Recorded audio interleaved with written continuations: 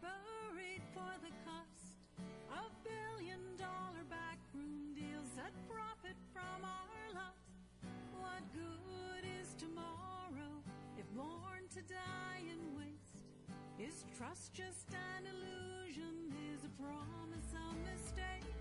And as sure as the sun shines, as sure as the grass grows and the rivers flow, I'll be there beside you, pulsing through your veins. You'll feel my heart, you know. Time has come to recognize deceptions of the past, seek truth and stand together at last.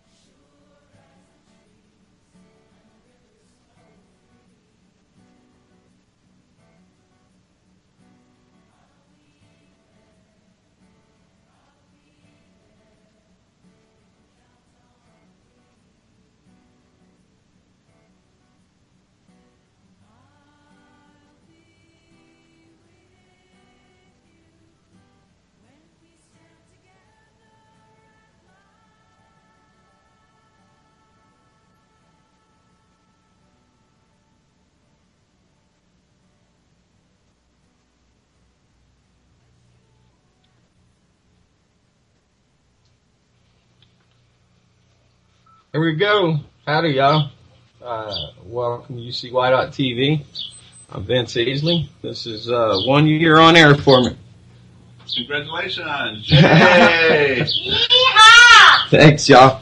So, welcome everybody in chat. Thanks, Phyllis Sinclair, for at last. Jose was going to join me. He's not showed up yet. And J. Cynthia Brooks is going to show up here in a little bit and join with me.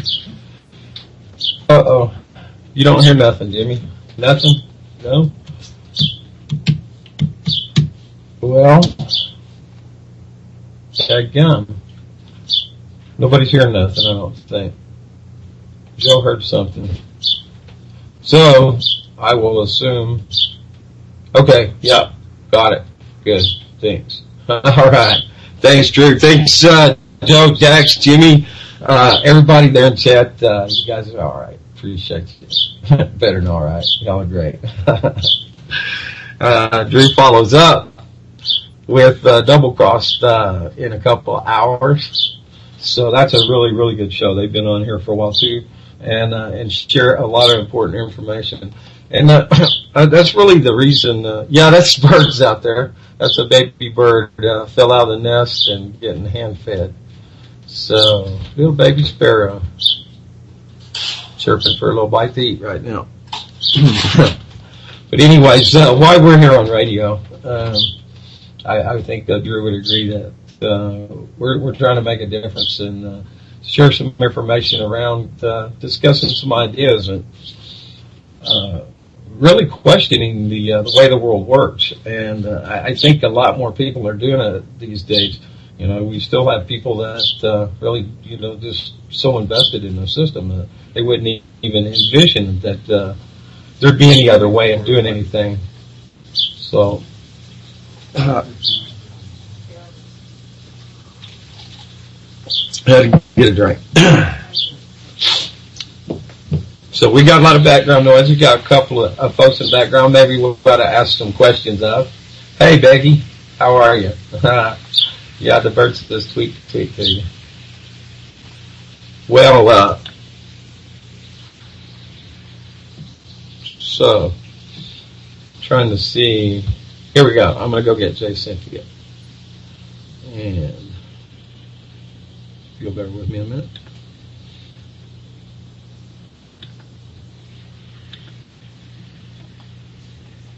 And she's ringing. Oh, yeah, watch the wait till she gets on. She's doing the Ian show now on Saturday. I Cure Cancer. And I tried hosting her call with her and Ian last week, and with the satellite uplink that I have now, it was a delay in between. But she's ringing still, so this is kind of slow. I believe we have her now. Hi, Jessica. Hi, Vincent. Happy anniversary. Thank you. Glad you could come and join in. Oh, I see we're having a delay still, huh? Well, I wonder how that works, because it didn't seem like it was delaying between Ian and myself last week. But you're getting a delay now? 4. It seems like it. It seems like I'm getting maybe a 5-second delay. Yeah, that's what I just counted was 5 seconds. Well, that's odd. We'll have to, I guess, work with that. Anyways, what I wanted to talk about tonight. No problem. Great. I was just, hey, by the way, is Lady Parts here? No, Ian's not here. You busted his chops for him. But he laughed and rolled with it. Yeah. So Ian's so no Lady Parts today. He's not going to call in? No Lady Parts, I don't reckon. You know what I want to talk about tonight is, kind of how the world works and what shapes the world we're in. Some of the systems that, control the world. I know one that we could start with would be the medical industry. You decided to bypass that when you found out you had cancer, huh? Yeah. It really started with the decision of how I was going to treat myself, and then really, knew a little bit about how, chemo, blah, blah, blah, radiation, what it did to you, and just started doing the research in alternative medicine. And what's interesting is the physicist, as I was working with the physicist and setting up my body program on alternative medicine, that's when I really kind of bumped against the system, the medical system, in the midst of that. What was so interesting, I've said before, is that one of my oncologists, when I told him what I wanted to do, he started arguing with me. And it was very strange. And then this was on the phone, and then, I was just spitting out facts, what I had discovered. And then he says to me, he said, "Did you go to Harvard or did I?" And I stayed in neutral, and I was like, "No, this is interesting. He is threatened." So really just stayed in my consciousness. I wasn't offended. It was just, interesting. I was in neutral, and I was like, what is he threatened by to come out and speak to a patient like that? And then that was the journey of realizing how corrupt, the pharmaceutical companies and whatnot. It's so funny. It was actually, I guess what I'm trying to say is I discovered the corruption once I jumped into alternative medicine, wasn't aware 100% of it when I was using Western medicine, meaning when I was in my 20s and I'd go to the doctor for a cold or something like that. Am I making myself clear? Oh, yeah. I was trying to call in right now from my phone. It might not got lines forwarded. I was testing that. So, the medical industry, looks like I'm not. I'm going to let it ring. Medical industry has been in control, and really things changed back in, the last part of the 1800s, first part of the 1900s, when we saw the homeopathic replaced by the allopathic medicines. They started synthesizing stuff from oils, and really went to addressing the causes of problems, and just started addressing the symptoms. So, in suppressing symptoms, you could continue to treat instead of cure. Yeah, good point, yes. JJ. Pure high grade oil. What did JJ just say? He said pure high grade indica oil. Oh, and now is he typing in or is he on Skype with us? He's in chat right now. I see. Yeah, I was looking at chat. Well, it's also interesting.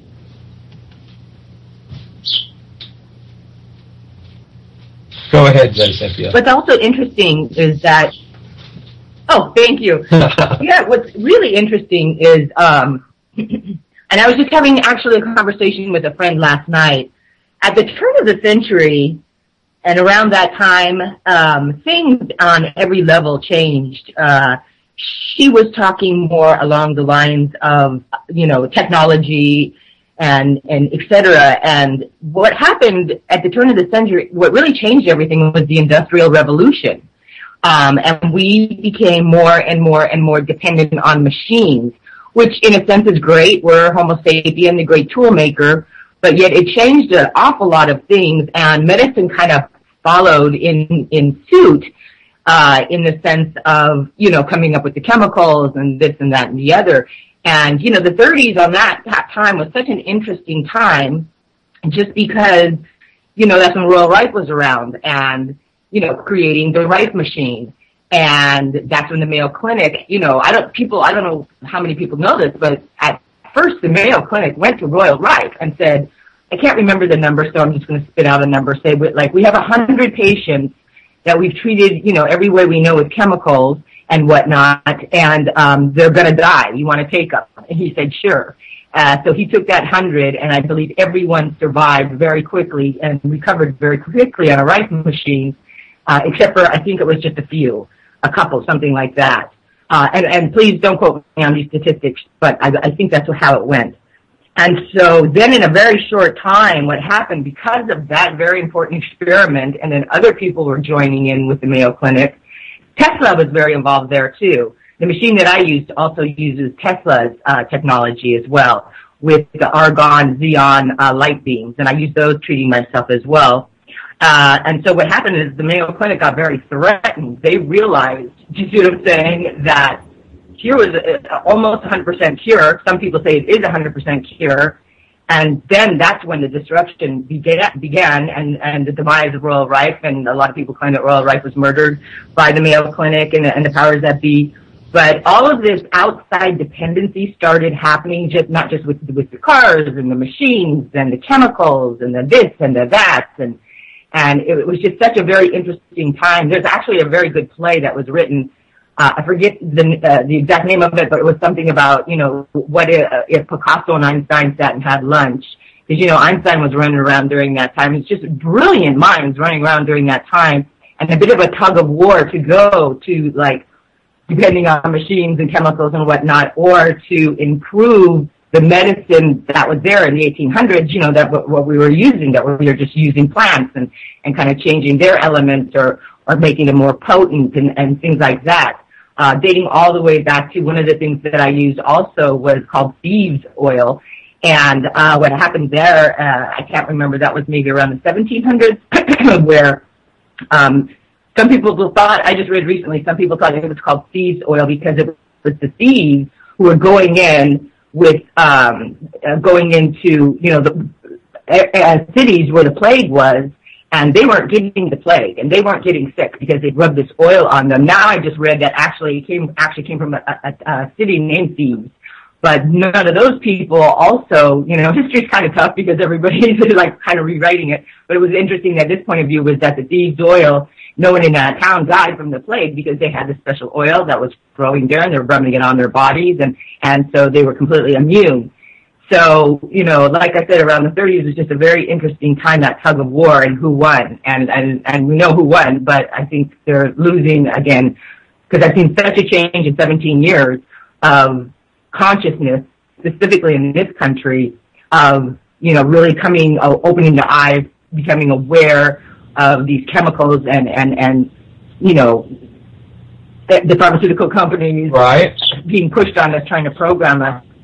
Yeah, and there's a great awakening happening right now. It's a great time. I think so too. And hey, JJ joined us. I'm really proud to have James Freeland on.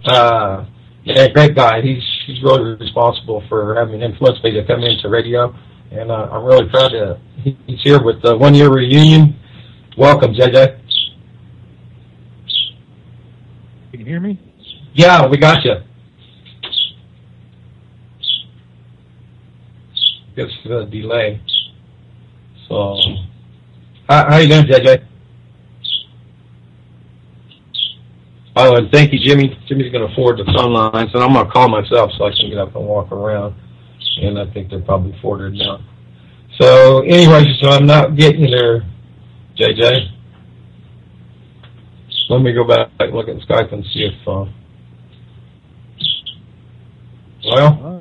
okay, there you are. What's it?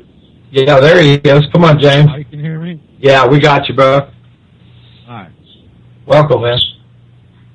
Hi, Cynthia. Hi, JJ. How you doing? I can hear you faintly, but I do hear you. And what's interesting is for some reason that bird chirping in the background, there's no delay on the bird chirp.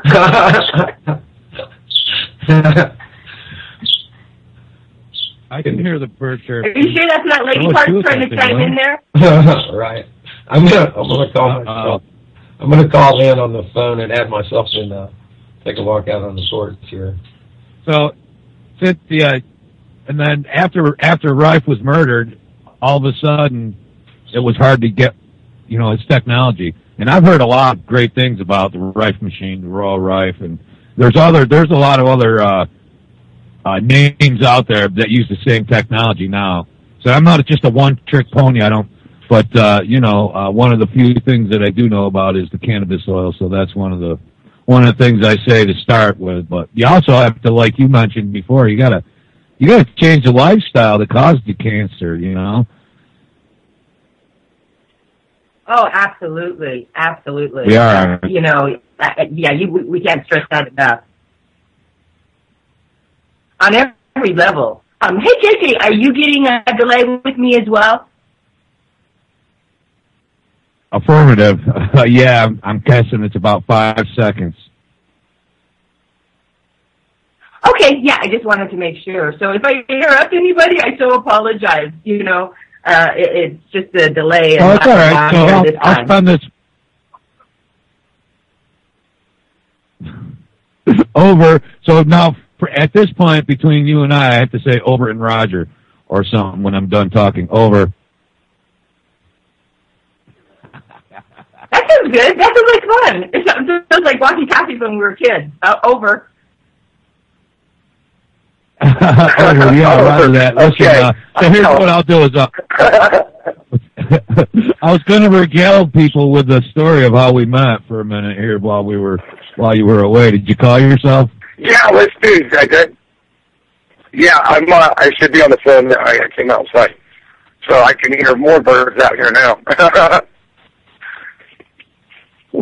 So we really are probably going to be saying now, right? I'm like, over. Oh, is that you on the phone, Vincent, on the 501? Definitely.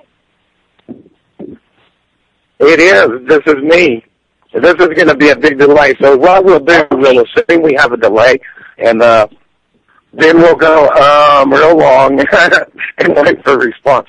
So let's turn it over to JJ, and he's going to regale our story. 10-4, Roger. Over. We're playing walkie-talkie, just so you know, Vinny. Over. All right. This is how. I'm going to go back in a minute.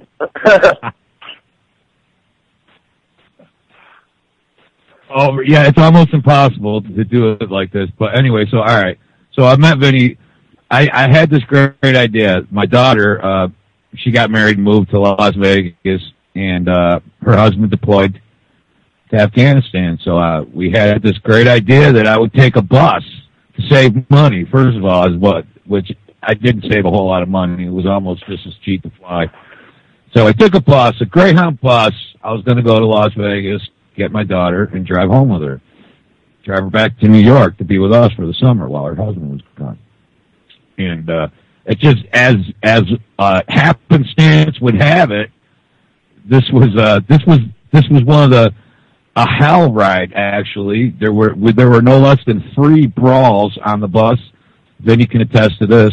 Literal brawls, more than one person. We broke down on the side of the highway. I mean, it was an actual adventure.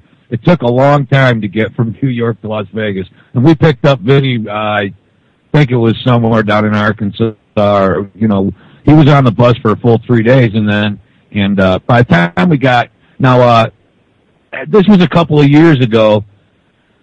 And it was right after I hurt my back. I was in agony the whole time.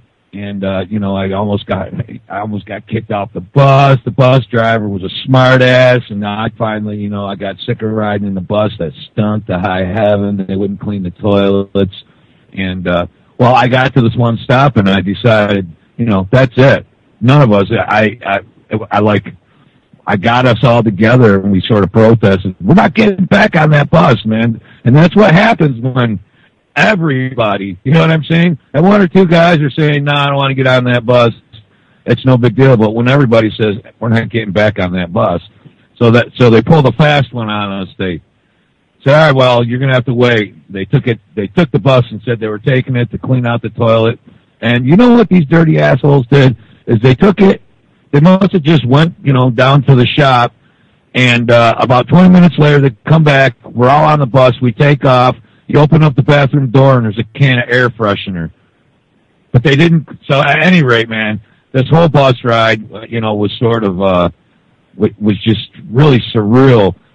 It seemed like after 3 or 4 days that, all of a sudden you'd come accustomed to this and now this was your lifestyle,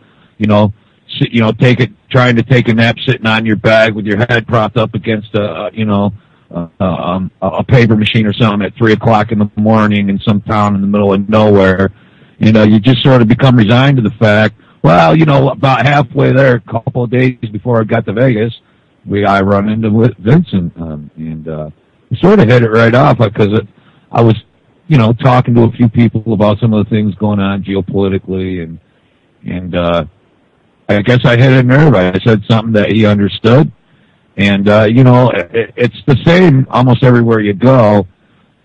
There are people who would have you believe that there's millions of us everywhere you go, but there really isn't. And when you run into somebody who's saying some of the things that, you've researched and understand to be true, you're really first, you're surprised. You're like, oh my God.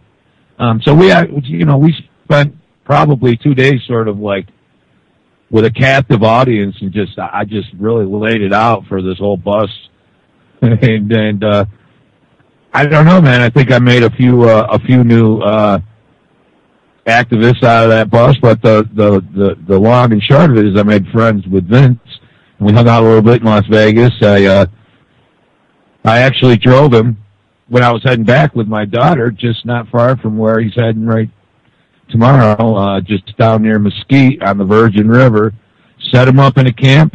We went and bought him a little cell phone so he could contact the outside world and literally left him out in the middle of the desert, just out there in the middle of nowhere. And he seemed to get by just fine. So that's Vinny. That's how we met.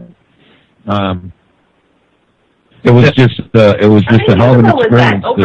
It made me realize I'll never ride a bus over. That was back in 2011. Yeah, it was a great trip. It was really great meeting you.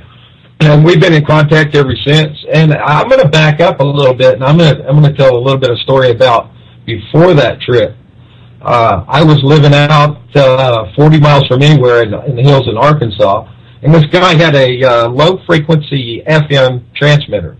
And what he was doing, he was transmitting some radio off the internet, and he probably had a 7 or 10 mile range out there, a little more, I guess, what it was allowed. I don't know, like 1.5 miles or something like that, or about that. I'm not sure.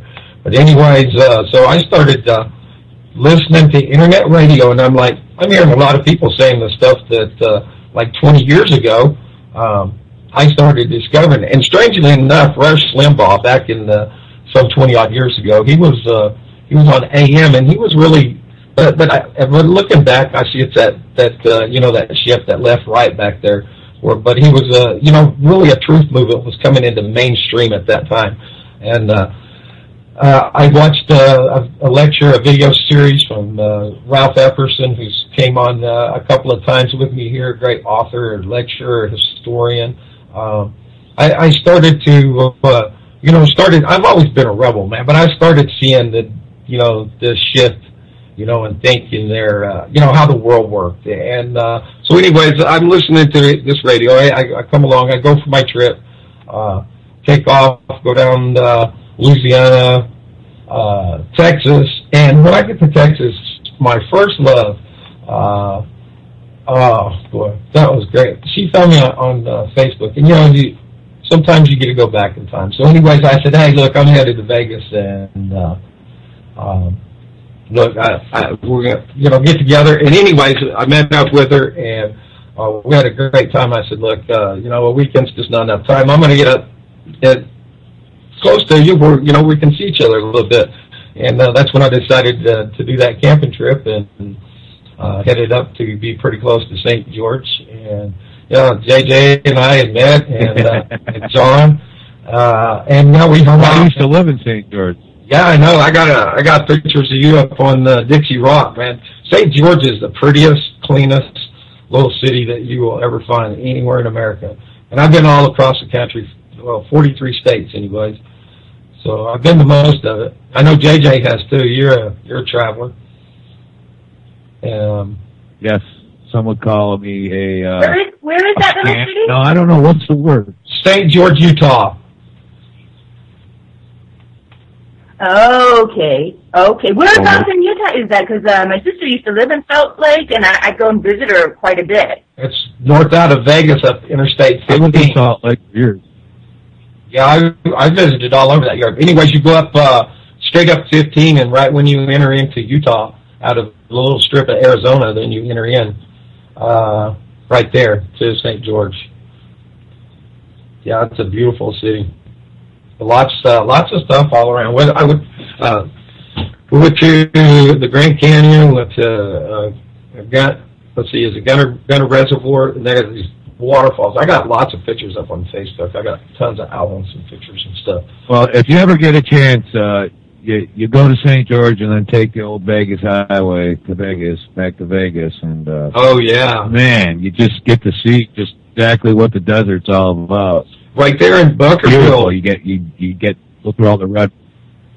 Yeah, right there in Bunkerville where I set camp up. On the old Vegas Highway. Oh yeah, it's nice, and it crosses right there in Bunkerville, the river where the everybody's pretty much encamped around there at the Virgin River. Yeah, on the Virgin River, and there's this old just outside of Mesquite. Right, about 8 or 10 miles, I guess, from Mesquite on the old highway there.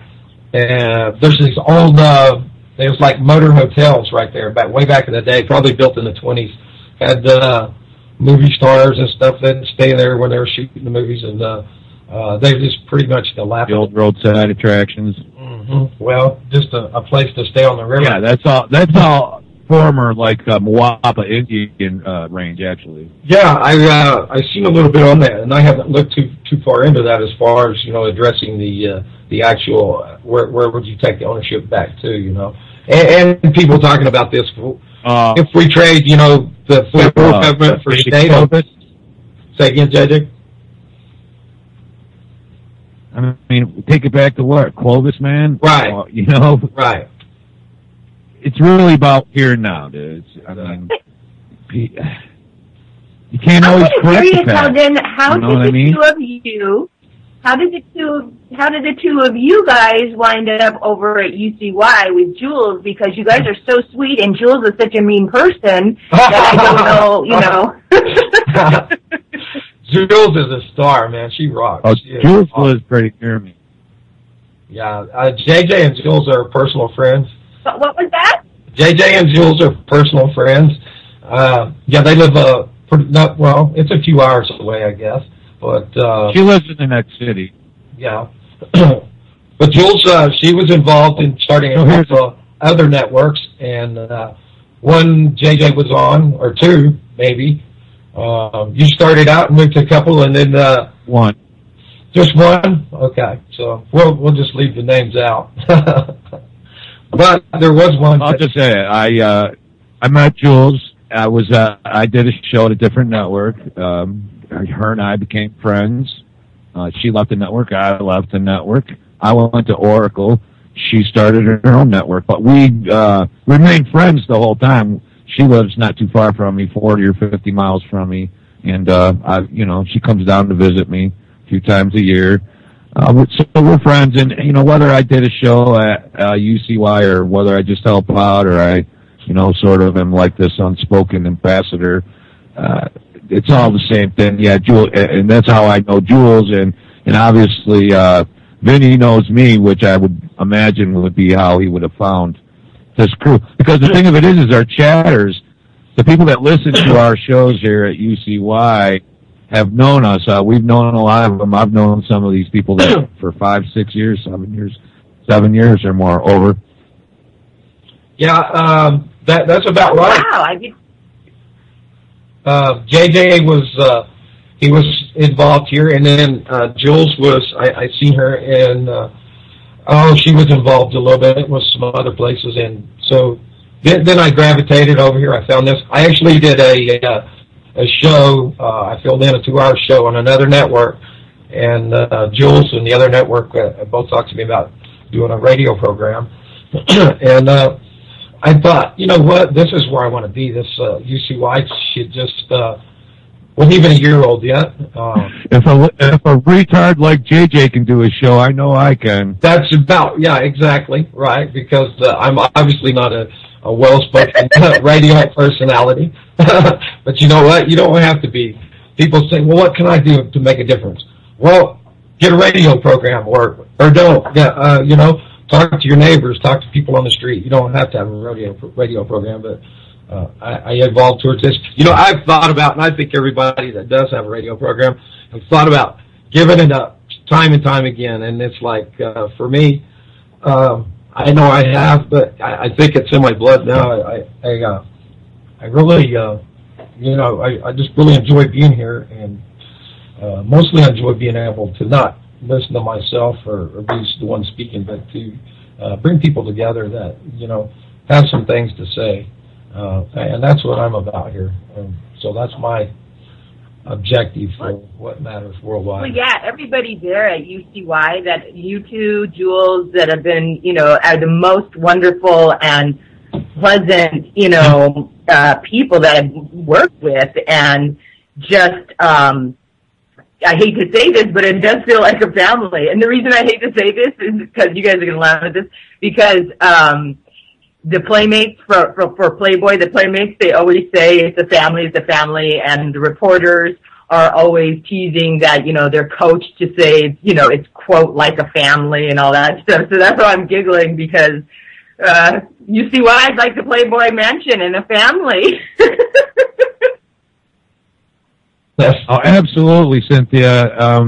We are a family. Like I said, a lot of the people involved with UCY and many of the listeners who listen to UCY are people that we've known for years and years, and we've all become friends. So it is a family. You know what I'm saying? Absolutely. For sure.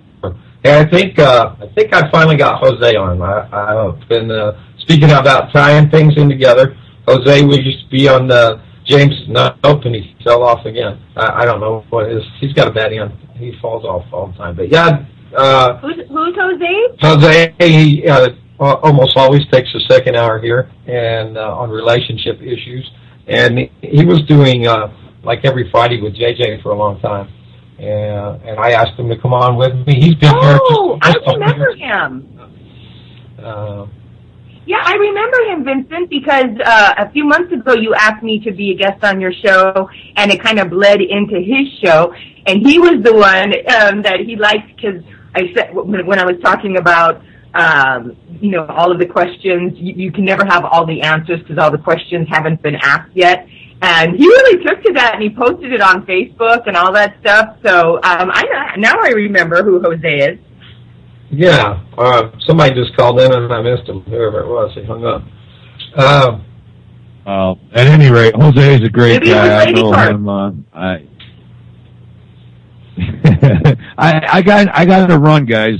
Vincent, I want to tell you, keep it up. Keep your head up. Thanks, JJ. Right on, dude. Pick your battles. Yeah, we'll be headed out back up to Cynthia. Go ahead, over. I'm going to head out then. Over. I'll just say goodbye. I'll say goodbye to Cynthia. It's been a pleasure talking to you, sweetheart. And take care, Vincent. Over. Yeah. Yeah, you too, James. And also, before you go, I'm going to work on your back because I just got a feeling that we can completely heal that. And if you host the show on my show on Saturday, I was hoping to maybe talk a little bit about that. I think we can help you with that. So thank you. Okay, affirmative. All right, bye, guys. Thanks, JJ. Jose's trying to call in on the other former line, which it's not working, Jose. Heck, damn it. No, we should do more shows like this. This is fun. People calling in and out. And I told Vanessa as well, my new co-host, that you were with us. Wait a second. Was it JJ? I think it was JJ. We did our first show together 2 weeks ago. I think it was JJ who hosted the phones then. But Vanessa hopefully will be calling in too from her cell phone if she can. Cool. I think I finally got Jose in. Did I? I know you're there. You can hear me. Yeah, right. I got myself in. No, I had to hang up. Well, maybe you did. You was calling in on another former, like last week's call or something like that. And I couldn't even add you to call that way because it was no option for it. Anyways, hey, JJ had some good, kind words for you. Welcome, Jose. Glad you're coming in for the ride. Or the 1 year anniversary party. And I think you. Hi, Jose. Good to talk to you again. Is that what? Oh, I get it. I was still listening to the UCY player program. Okay, yeah. Hi. That's Jay Cynthia. I remember you. She was just talking about you too. Yeah. I was listening in, and I heard her say she remembered me, and then she remembered that I liked something she said. I thought she was going to say she saw me like in, Playgirl magazine or something like that. I was going to say, no, you get me mixed up with some other good-looking guy. Yeah, and of course, JJ has. JJ had no, to say I did. nice things about me because I always have the last word. Talk about it on air. You opened yourself wide open. Wide open. Anyways, yeah, Jose, I'm glad you're coming in. It's we've been doing radio for almost a year together, you and I, and I really appreciate you being here and all that you do. And tonight, we're talking about some of the things that control the world, and I know that you have a lot to say. So, hey, I'm going to mute up. I'm going to hand it to you for a minute, and I'm going to unmute my phone and walk out for a smoke. So take it away, Jose, and I'll be right back. Okay, well, I was Jose, is this also your anniversary? Because your show comes right after Vincent. Is that right? No, he's well, technically... Go ahead, explain it, Vincent. Well, technically, yeah, because, it's like next week or the week after. But we're going to do this all month long, so... and I'm going to be adding more people in and some more segments, and I think doing something I think that's more compact instead of a long. Oh, something said cough. Hope that ain't us. And some more shorter topics, which I think will be interesting.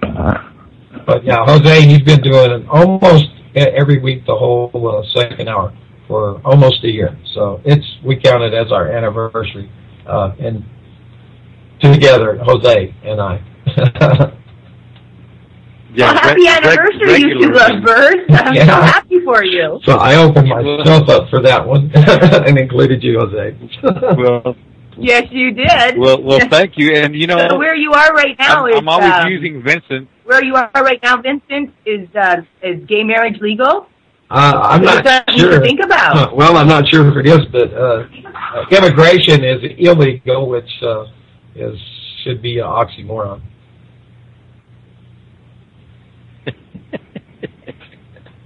You're making him uncomfortable because he needs to go out and have a smoke. Well, I was checking out Jay Cynthia in Days of Our Lives here just the other day, a nice clip.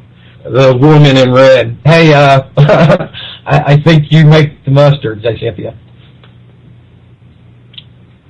Oh my God, that's right. That was so funny. I don't even know. I was looking for something else, and I stumbled upon that on YouTube, And what was weird was I completely forgot I even ever shot that scene.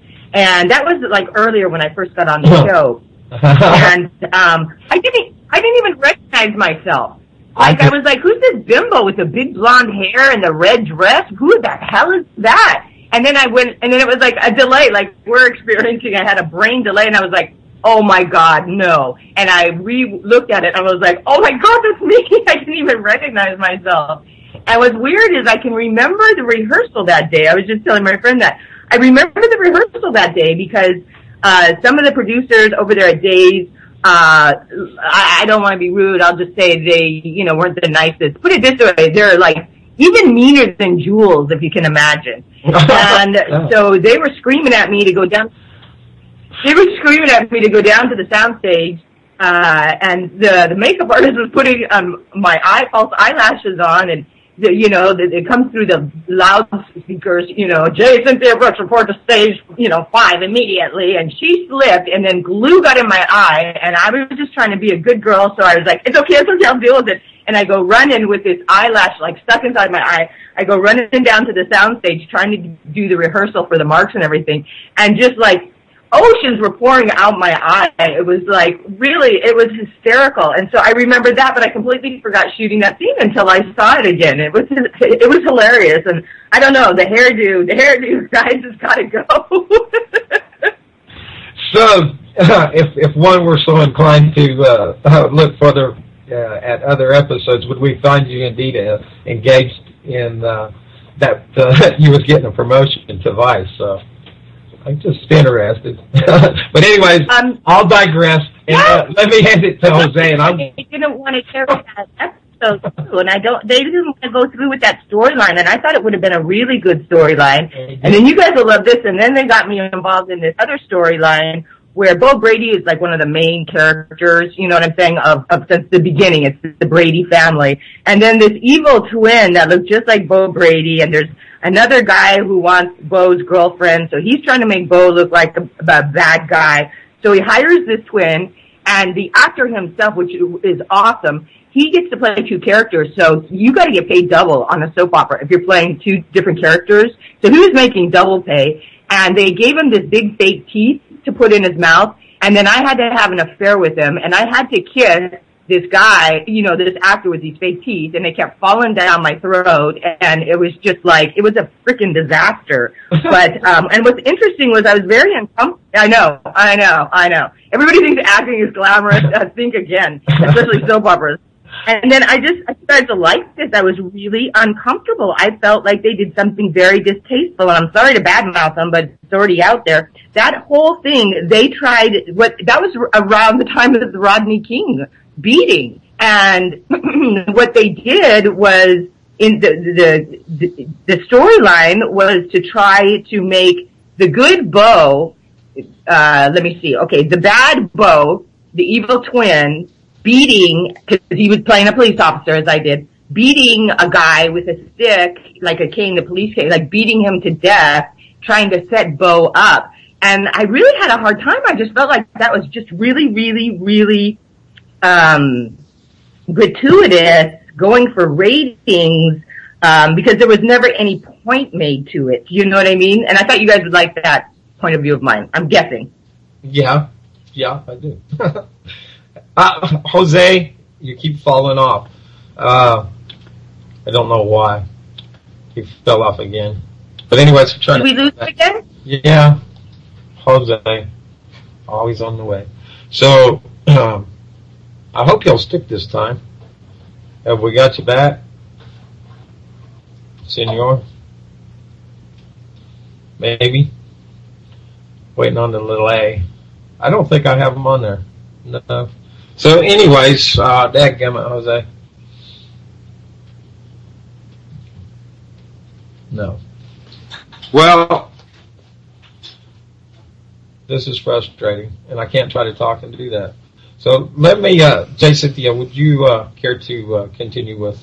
Let's go back into the cancer industry. Yeah, and you were up to like the 1930s when we seen a big shift right there again. We've seen technology such as Rife, the Rife technology with frequency. We've seen We've seen Laetrile and vitamin K and vitamin C, and we see laser treatments by injecting a food coloring into a tumor or into skin cancer and then applying a laser. And what we see is all these people having been shut down by the FDA for one reason or another. And basically what we see them as being the protectors of the pharmaceutical companies and them just treating diseases. And I think probably creating sicknesses myself. Oh, well, I agree with you. I think a lot of people will. It's just like every time now I see a new ad for a new pill prescription, like something's been created, and it's just like there's this new one that keeps playing. Talk about heartlessness. They're going after blind people who are completely blind, and now there's this drug that, and I think more than half of the people who are completely blind, they get, of course, their days and nights mixed up sleep-wise, and so they've got a new sleeping pill. Like, why would it be different from any other sleeping pill? You know what I'm saying? But a new sleeping pill they're pushing on them, and I was kind of like, are you kidding? Hold on just a second. Say something. We have a caller, 630 area code. Got some weird noise going on. Can you hear me? Hello, caller. Hello? Yeah, hello. Go ahead, caller. Hello? Yeah, who is this? Is this Becky? It's Julieta. Oh, Julieta. ¿Cómo está usted? Congratulations. 1 year. That's awesome. Awesome. Thank you. I appreciate it. You got some tones noises coming from the background. That's my son. Hold on. Can you hear me now? Uh-huh. We have a second Vincent. Who is this? Sounds like a commercial like this. Hey, Julieta, meet Cynthia. Julieta? You all know each other already. Hi, Cynthia. We do. I was listening to her show on Saturday. Yes, y'all are Facebook friends. I introduced you to. Oh, that's right. I'm so sorry. Yes, Thank you so much for listening to the show. Yes, I always listen to your show, and it's a very, very nice show. I learn a lot, and for personal reasons, and I'm just happy you're there today, just to say hello. So Saturdays, I'm all over the place, but I'm listening, and tonight it's a bit easier because my kids are with me, and we're home. Congratulations to the show, to Vincent, to everybody that makes this wonderful radio network for us, because we learn a lot from you guys. Thank you. All right? I appreciate Keep it. Keep going. Have a good evening. You're very active too. Julieta is always doing what anybody can, and that is try to change the world just a little bit. And really appreciate her. She's been a big help here too. So anyways, I see Jose in chat. So I do not know why we can't pull him back into Skype, but I'm going to try again.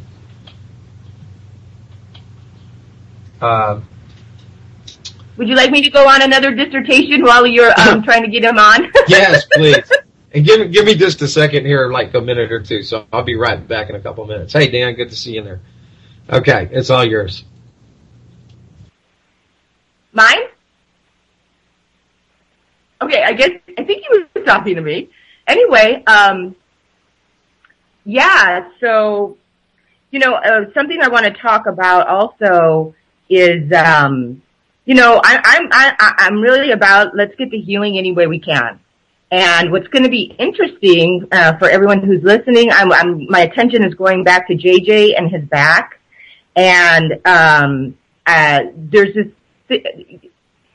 there are some good chemicals out there that are assisting right now. In the future, probably not. But like I said, you know what I mean? I'm not completely anti-chemical, and I'm going to tell you why right now. And hopefully JJ will go back and listen to this if he can. because I think I know what's going on with his back. And all you people with back problems, one of the people on my healing team, he was a brilliant kinesiologist. And among other things, he was actually really a fantastic hands-on healer, but he hid under the guise of kinesiologist in chiropractic medicine, et cetera, et cetera. And I rarely, I'm kind of athletic. I grew up in the ballet studio, so I rarely am affected by back pain or anything like that. And I'll just tell you that the quick story. And so all of a sudden I did something, and I was just like, excruciating pain, and I thought for sure I pinched a nerve in my spine, and it was shooting up my spine, and this, that, and the other. And so I go to Kevin, this brilliant, he's not with us anymore, and I tried to describe, and he's already muscle testing me, trying to describe what I think I did. And he's like, no, you've got chickenpox in your back. And I'm like, what? But I'd already been going to him for years. I was already cured of cancer, and he was on my cancer team, as I said, so I knew enough to listen. So, and this is really prevalent, you guys, because as I was saying before, the pharmaceuticals keep like making new diseases trendy, and watch out because they're after shingles now. And so all of this, you're going to like this. This is all going to tie together, because this shingles and this drug that they have is complete BS. And you're going to find out why right now. And I'll repost this article for you all if you're interested. Anyone with the shingles, back pain, herpes, any of those. Now, what happens is in basically your immune system, some people say we're born, for example, with the chickenpox virus and all these different viruses. There's 127 different strands of herpes, not just genital herpes. And something happens, usually some kind of emotional trauma happens to us, stressed out. Those viruses just hide in the connective tissue, and they're dormant. But the minute they get a chance to get out, the minute they see the immune system's down and your immune system can't fight them, they come out and they jump in different parts of the body. And so a big handful, and I'll describe this in layman's terms, a big handful of these viruses. And by the way, Ian Jacklin, who we've now named, I have named him Lady Part. He actually, not too long ago, had a guest on the show, a brilliant scientist. This scientist was claiming that that all cancers are spurned by a virus. And he said they knew that, again, back in the 30s. They knew this, and that information was covered. Because if you're just treating cancer like alone, and you're not treating that virus, you're not going to get anywhere, or not too fast. So anyway, back to my story about the back. So he muscle tests me, and he says, yeah, you've got chickenpox virus in your back. And I said, I've never had the chickenpox. He says, that doesn't matter. You were born with that virus, and it's there. And he's like, Cynthia, don't argue with me. Do what I tell you. I was like, I know it. I'll do it. And he said, go to the drugstore and go buy Tagamet. And I have been talking about this for quite some time, because now what I've done is I put together a protocol of Tagamet and shark liver oil, not just shark, but shark liver oil. And it's curing leukemia like crazy. And I've had so much good data coming back on this protocol alone.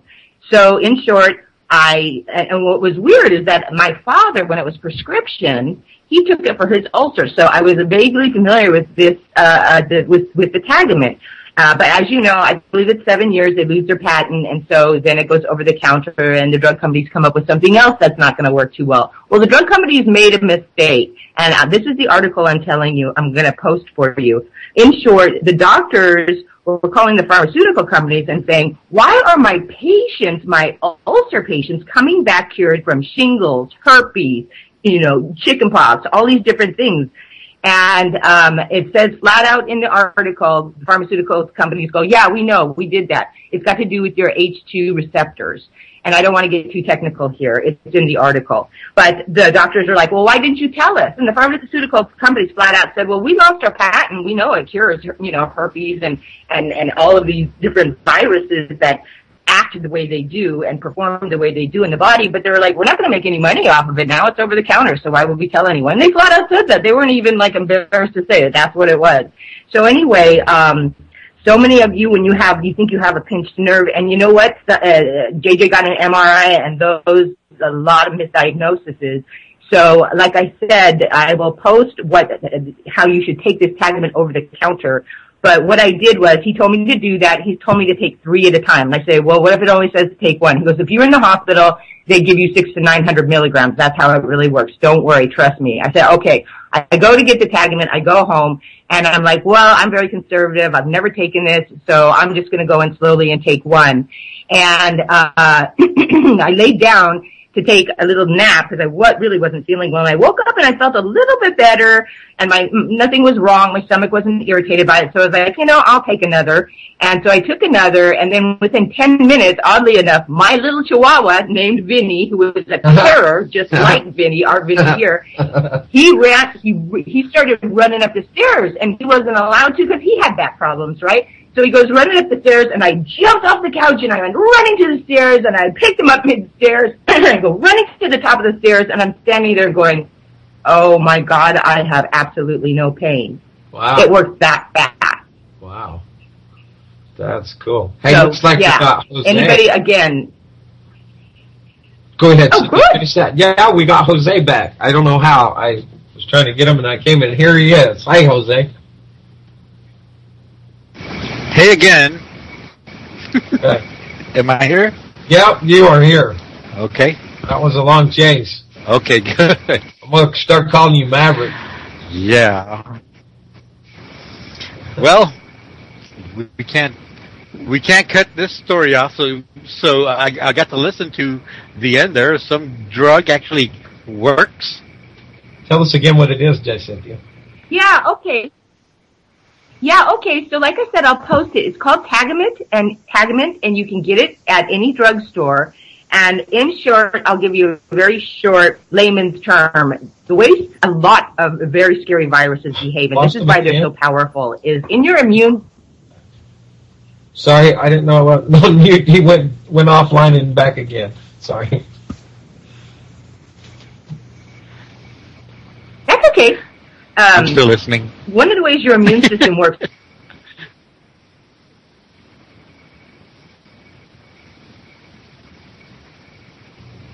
Oh, okay. Well, one of the ways your immune system works is that, and a lot of people know this, is, like your white blood cells and blah, blah, blah. And what you do is, and this is autoimmune deficiency as well, and all of that, is that you have the soldiers who go out and kill the bad guys in your body, and you also have a general who's giving commands to those soldiers. These viruses are so intelligent, they know to just go straight to the general and kind of muffle him. Those are H2 receptors. They muffle him, they gag him, so he can't give orders. Now the soldiers are out there going on each other, killing everything, don't know what to do, don't know how. So this chemical that's in Tagamet, what it does is, and that's why it works, when I didn't even take the whole dosage, I only took the half dosage, but that's why it works so fast for me in 10 minutes, is because what that chemical does is it gets right to the guys who are holding the general captive and kills them. And so now the general immediately can start giving orders all over again and, telling your immune system what to do.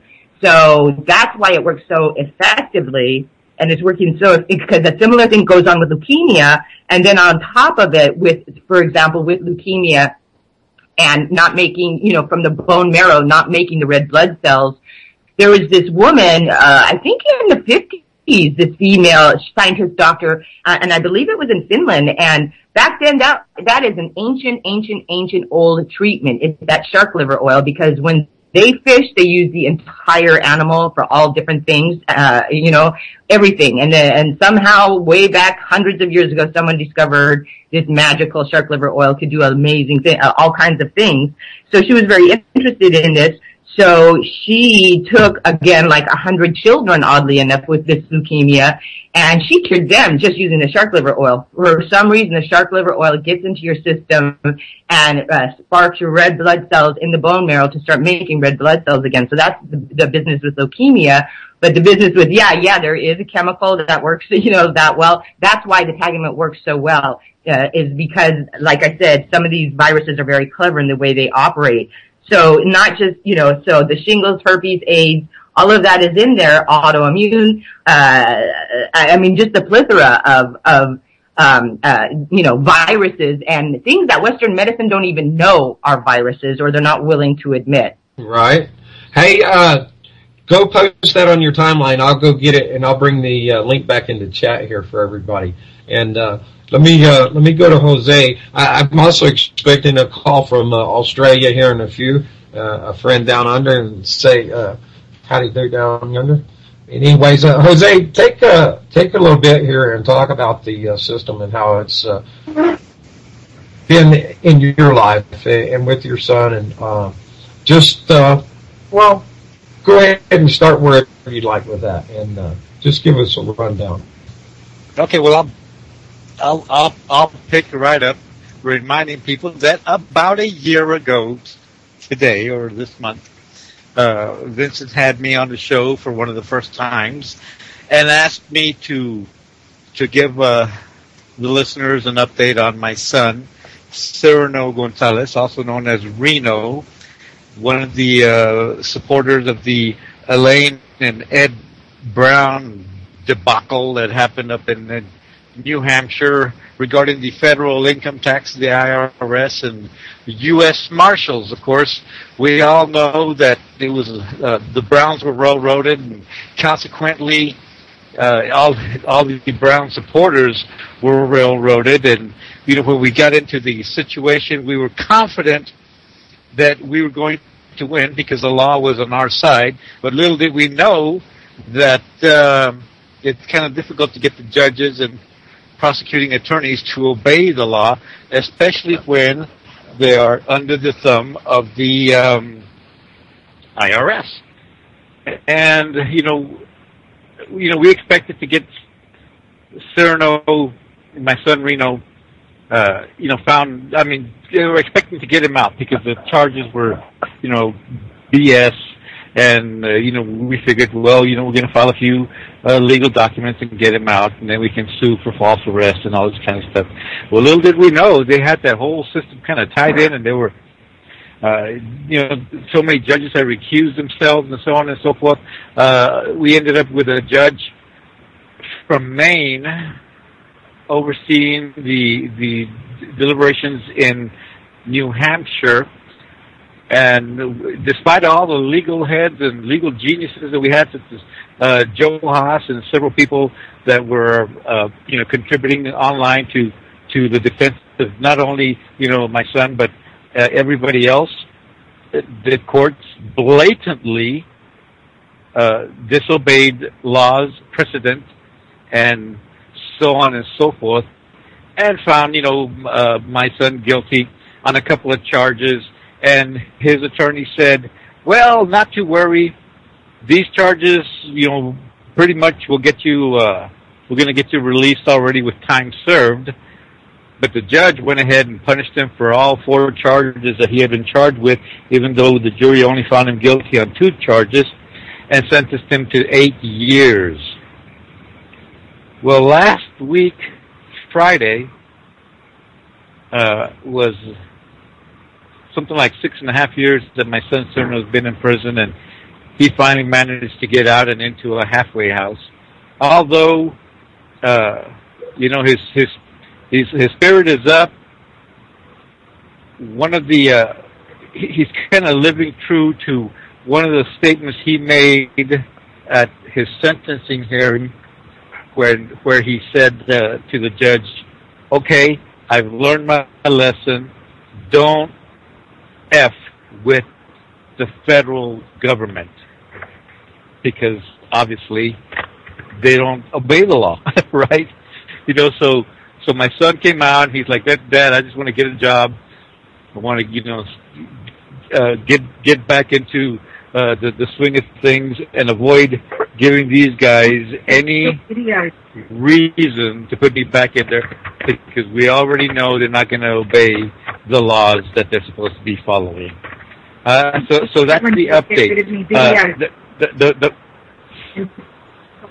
Hey, sorry about that. Hey, Jan, welcome. This is Jan from Australia, and her husband Alan down there.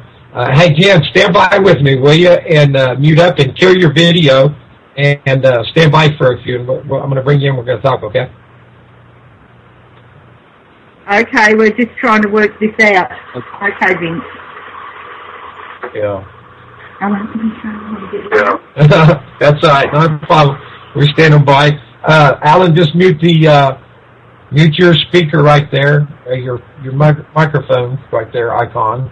Mute it up, and then click X on your video and cancel it out. And then you got to stand by. There you. I think we got you. Maybe not. Oh, hit mute.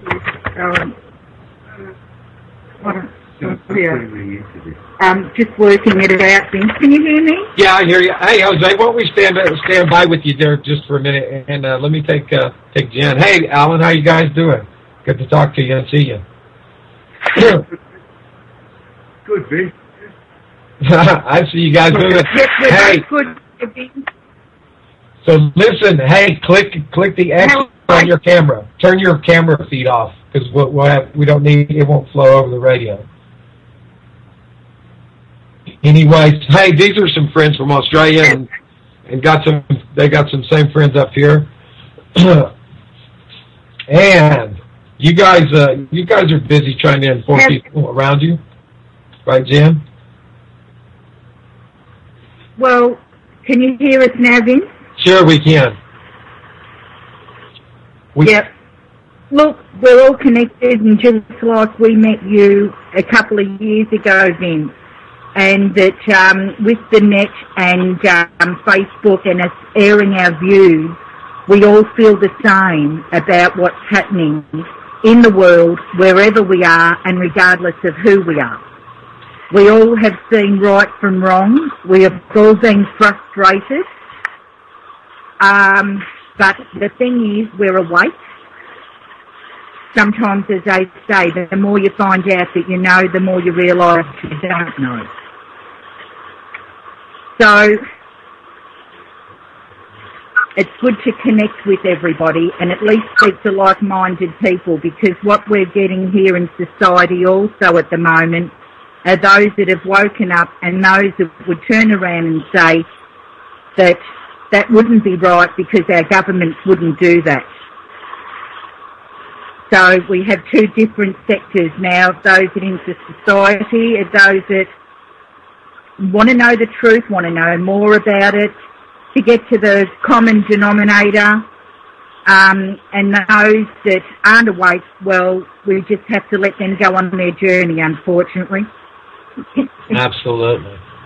Well, I think we can see we're pretty much interconnected around the world. We all have basically the same desires and wants in life, and basically all our needs are pretty much the same, and because of the way the system works, I think everybody's robbed, the soft and the cream off. So, hey, Jen, thanks for calling in. I'm going to turn this back over to Jose, and I don't see Alan behind you, but okay. Congratulations. Thanks. Congratulations on for a year, and well done, and thanks for keeping us in the loop. Thanks, Jen. Appreciate it. Thanks, Alan. No worries, Ben. See you, mate. Oh, come back now here. That's a real Southern accent. Hey, Jen, it was nice to hear you. That's J. Cynthia Brooks. Okay, and you too. She's my famous actress friend. Thanks again, Jen. Thanks, Alan. Nice to meet you, Jen. It's so much fun that you're calling from Australia.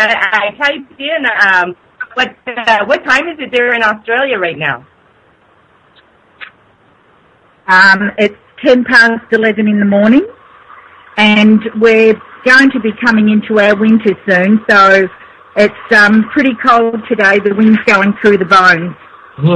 It's really weird. I'm sitting here looking at you, Jan, on Skype because you have your video feeding through, and really this radio is reaching around the world. Last count was over 80 countries that UCY has gone to, so it's pretty incredible to be a part of this.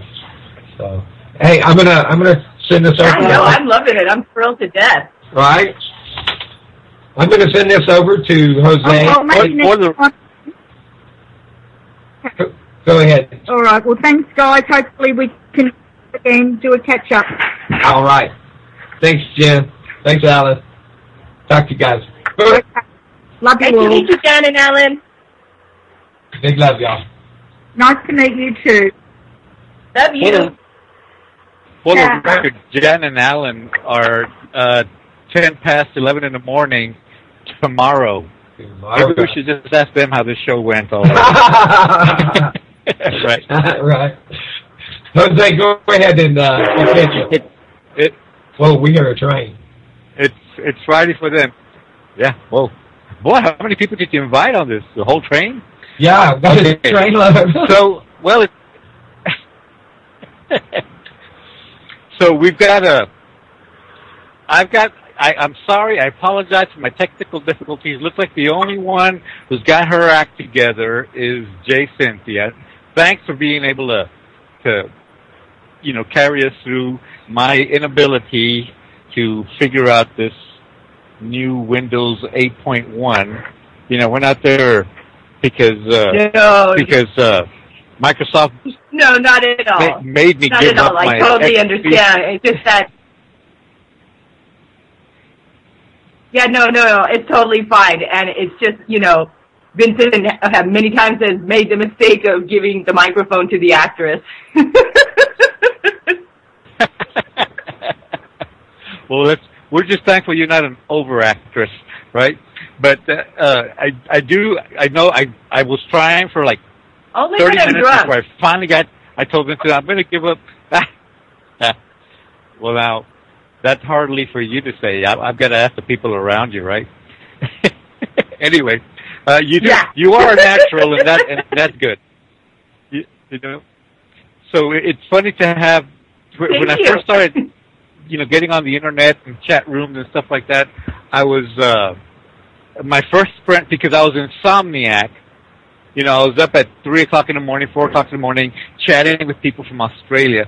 So it was good to listen to Jan, with her Australian accent. It kind of the memories back in, 1999 when I first started getting on the internet and stuff. And I thought it was really awesome. And of course, I was at the right age, curious and figuring things out.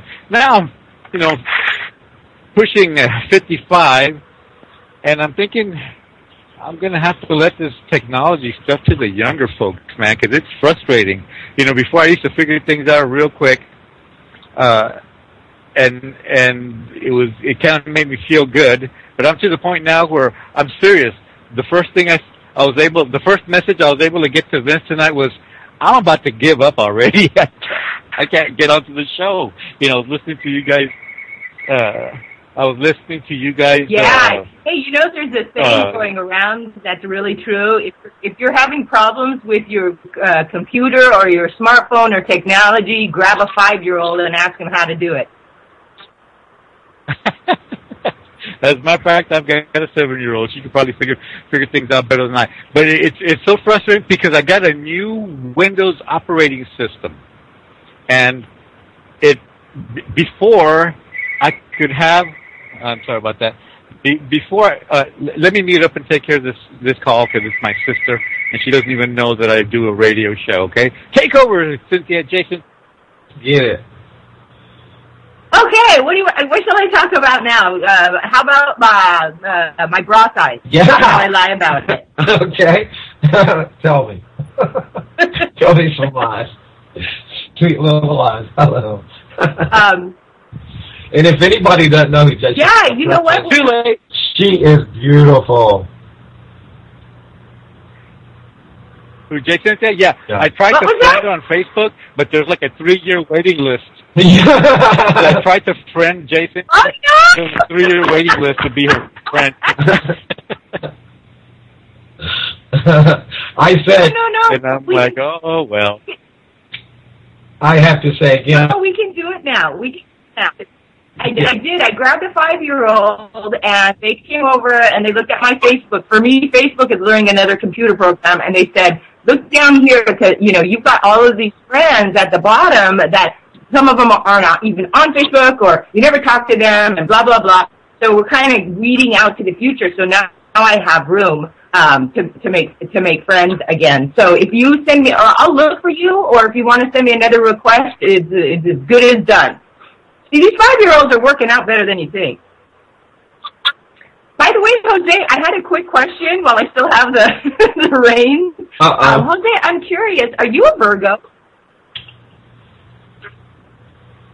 I wonder if I should ask that question, because if she likes Virgos and I'm not a Virgo, that's bad, right? But if she hates Virgos and I am a Virgo, that's bad.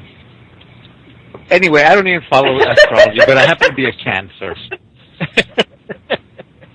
My son is I have a son that's a Virgo. No, actually, actually, the only reason I asked that is Virgos, because you said you're an insomniac, and so was I, and sometimes still am, and Virgos are chronic insomniacs. That's the only reason that I was asking that. But actually, Cancers are wonderful. Did you know Cancers are considered the businessmen of the zodiac? Oh, beats me.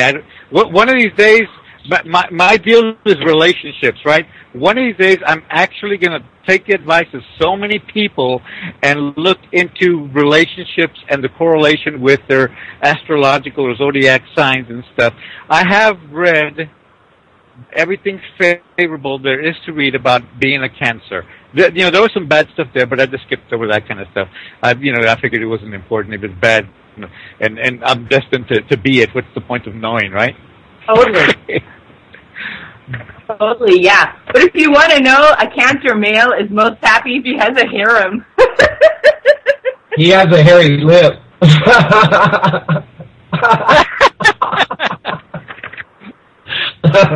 All right. I'll give you 2 points for that one. You know what?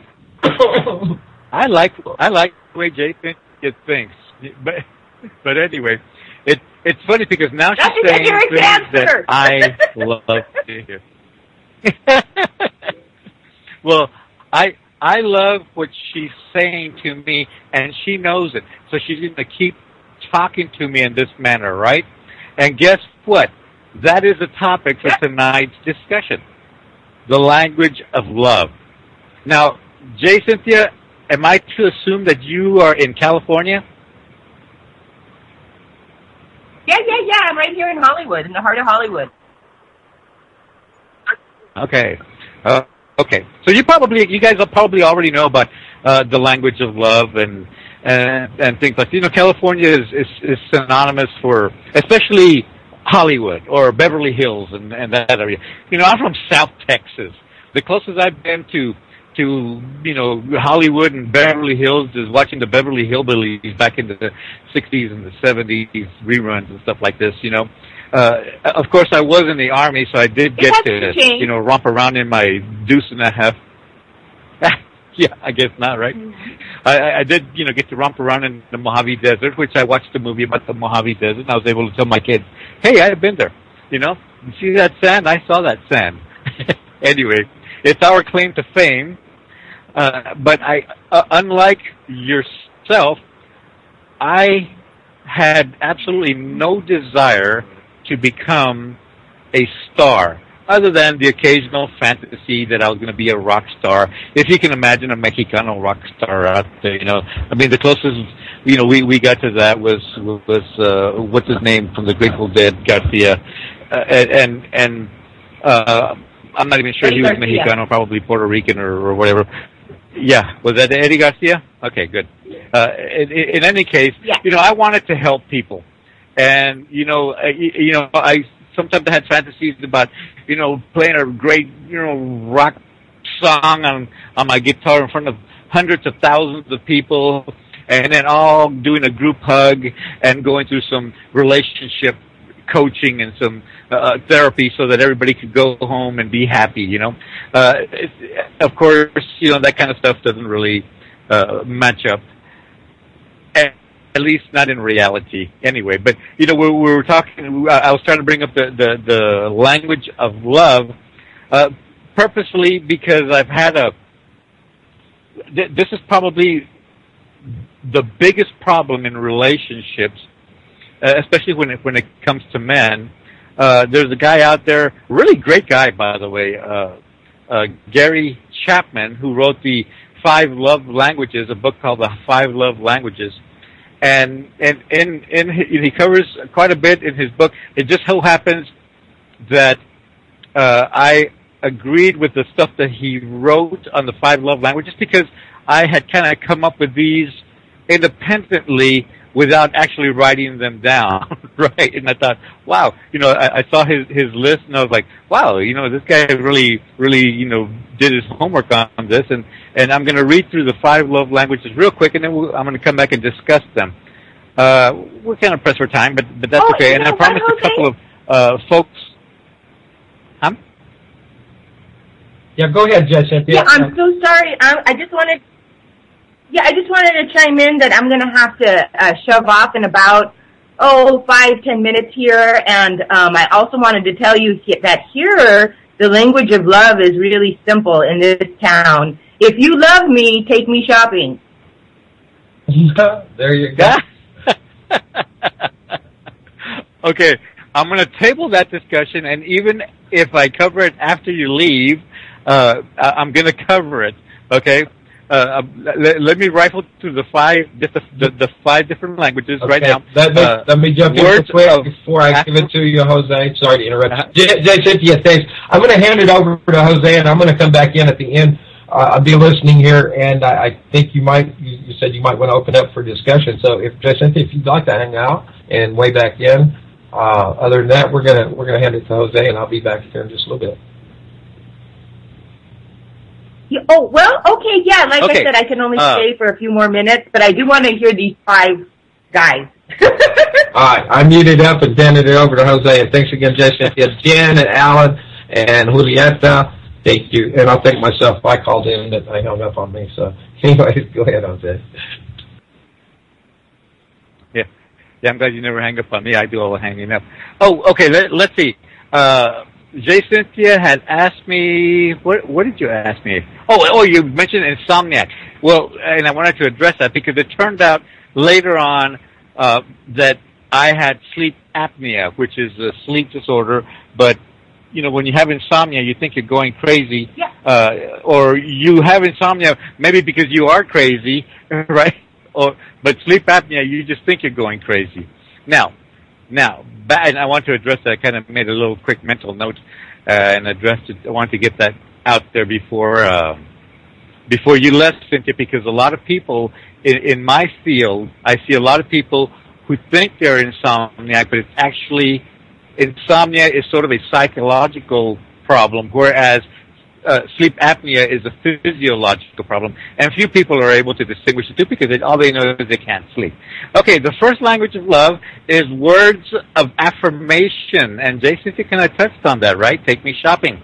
If someone comes up to her and says, "You're the most beautiful woman I've ever seen. I want to take you shopping," you'll be like, "Wow, I love this guy," right? Okay. No, I'm all theirs after that. It doesn't take much. Number 2 is quality time, which is what you just mentioned, right? Quality time. You spend quality time with people. That is a language of love. Gifts, right? Which is kind of falls in line with going shopping, where someone takes you shopping. I suppose they're expected to pay. We are still in a patriarchal sort of society, especially you California girls, right? Oh my God! I'm loving this author.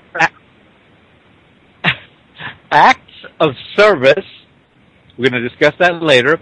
And number 5, physical touch. I purposely put physical touch at the end there because that's going to keep everybody, all the listeners, hanging on, right? At least I think so. I'll probably lose Jay Cynthia right after gifts. But anyway, here's the worst part of the show where I get into the technical parts of the discussion, okay? I mentioned, and I continue to mention, that communication is the most important part of any relationship. I've mentioned that there are that most relationship experts agree that there are 3 necessary traits to a relationship. What are they? Trust, honesty, and communication. And I contend. Under what? Well, you know, Sure. there's this scientist, and I'm I think I studying him. have a delay. Yeah, I'm here. Yeah, we've been having a delay the whole time. It's been a little bit difficult. So yeah, that's part of the problem. But I'll just share this with you because I have to run. I think you'll love this because you're already. I think you may be going there already. This scientist, whose name I cannot pronounce, he actually was peering through the microscope and saw that, like, our bodies and our atoms and our cells react in a certain way to certain introductions to something. And he put it together that we as humans have the same emotional reaction. So he has this thing that I wonder if you'll love this. And it really works. It is such a useful tool every single time in relationships.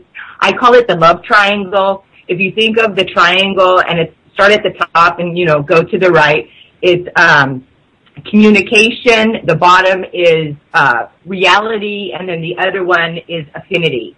And anytime you get into any kind of a spat with anyone, you go and look which line went down, because when one falls, the whole triangle falls. So, you know, and I just actually, yesterday with my co-host, my co-host for the show on Saturday now, I had to do a reality check on her, and because it was just getting a little funky, and sure enough, I did not have a reality on her reality. But have fun with it and play with that. Communication, reality, affinity. And rarely with our loved ones is it the affinity that drops. It's usually always the communication or the reality. So I'm sorry for jumping in there, Jose. I was just wondering if that's kind of the direction that you were going to go. That's kind of a play on Sternberg's triangle of love, or triangle of emotion, with a twist, because he's talking about relationships and so on and so forth. I like that, but you know what? That's a topic for a whole nother show. Maybe you can have me on your show someday, and and we can discuss it. Oh my God, I would love to. It's the first time. Of course, there is a 3-year. Oh, you got rid of some of your friends on Facebook, so now it's probably only a 2-year waiting list to be your friend now. But that's okay. I just I wanted to mention. I love it. when but now you need to buy me a present.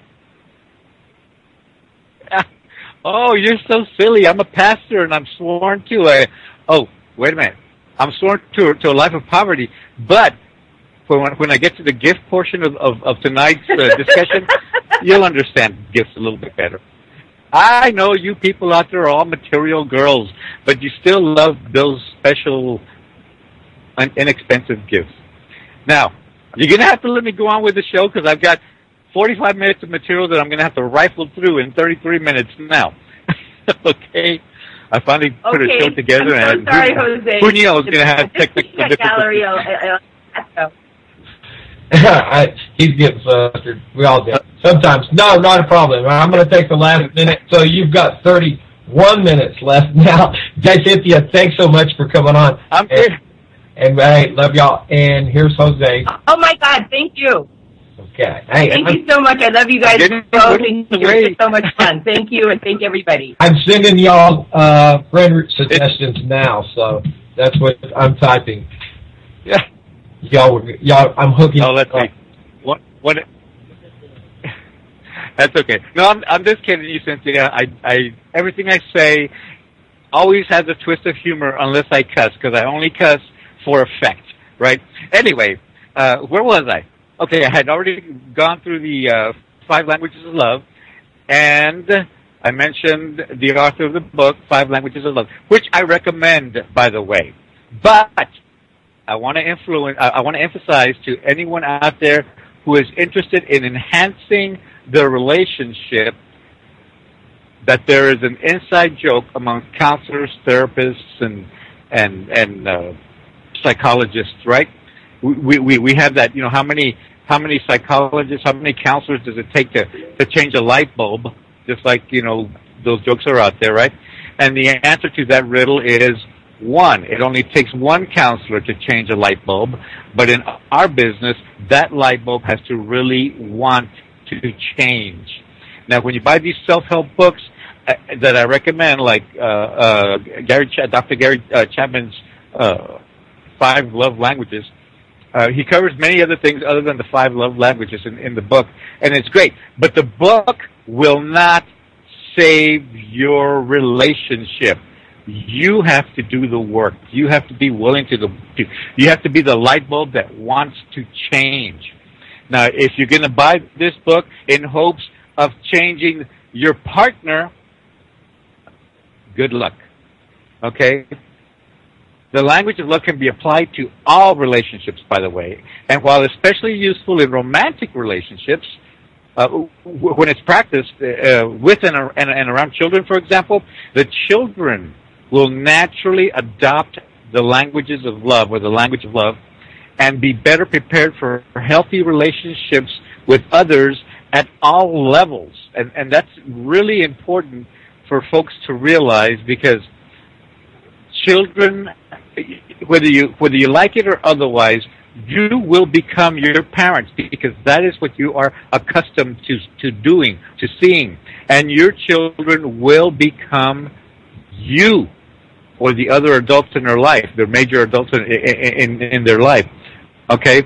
And the children will, if it's practiced around them, the children will adopt the language of love, and they will have better relationships with people in school, their teachers, with friends, with their bosses, with the family. Your children will become not only your children, but the children that are around you, the people that are around you. You become a role model. They will become people that other people want to be around. And when you have people that want to be around you, you can pick which ones you're going to keep.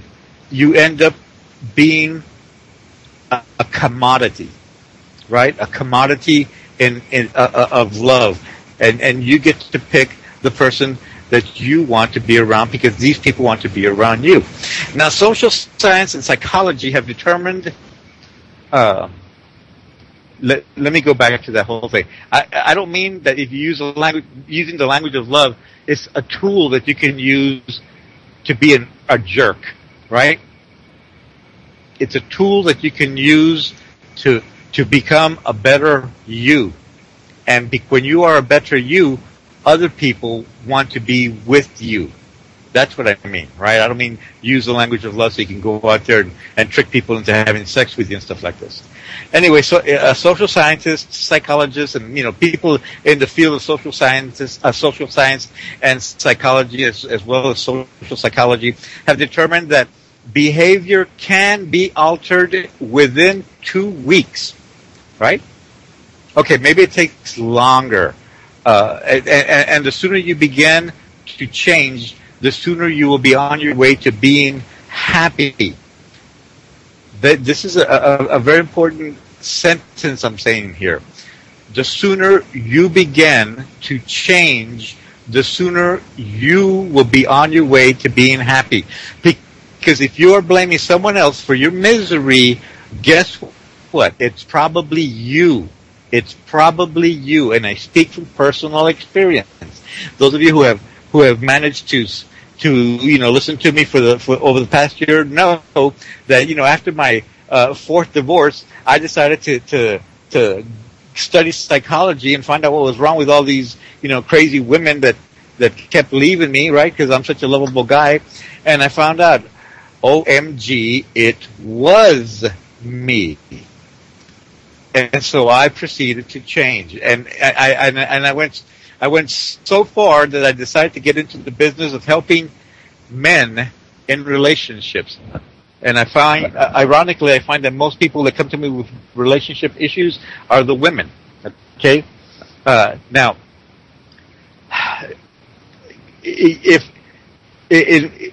when you have